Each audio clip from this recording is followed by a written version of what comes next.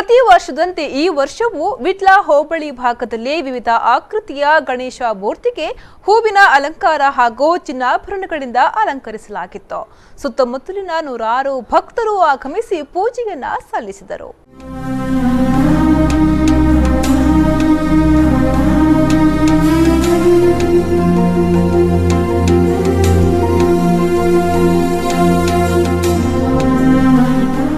ವಿಟ್ಲದ ಚಂದಳಿಕೆ ಸಾರ್ವಜನಿಕ ಶ್ರೀ ಗಣೇಶೋತ್ಸವ ಗೌರವ ಸಮಿತಿ ಹಾಗೂ ಚಂದಳಿಕೆ ಕಾರ್ತಿಕ್ ಫ್ರೆಂಡ್ಸ್ ವತಿಯಿಂದ 20ನೇ ವರ್ಷದ ಚಂದಳಿಕೆ ಮಂಗಳ ಮಂಟಪದಲ್ಲಿ ಗಣೇಶ ಮೂರ್ತಿಯನ್ನ ಪ್ರತಿಷ್ಠಾಪಿಸಲಾಯಿತು.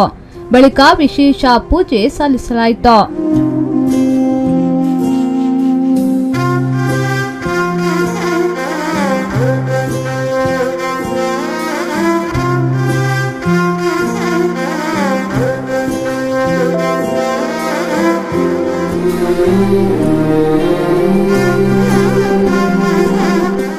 ವಿಟ್ಲದ ವಿಶ್ವ ಹಿಂದೂ ಪರಿಷತ್ ಹಾಗೂ ಸಾರ್ವಜನಿಕ ಗಣೇಶೋತ್ಸವ ಸಮಿತಿ ವತಿಯಿಂದ ವಿಟ್ಲದ ಅನಂತ ಸದನದಲ್ಲಿ 37ನೇ ವರ್ಷದ ಗಣೇಶೋತ್ಸವ ಪ್ರಯುಕ್ತ ವಿಟ್ಲದ ಮೇಕಿನಪೇಟೆ ಮಹಾಮಾಯಿ ದೇವಸ್ಥಾನದಿಂದ ಗಣೇಶ ಮೂರ್ತಿಯನ್ನ ವಿಟ್ಲದ ಮುಖ್ಯ ರಸ್ತೆಯಲ್ಲಿ ಮೆರವಣಿಗೆಯ ಮೂಲಕ ವಿಟ್ಲದ ಅನಂತ ಸದನದಲ್ಲಿ ಪ್ರತಿಷ್ಠಾಪಿಸಲಾಯಿತು.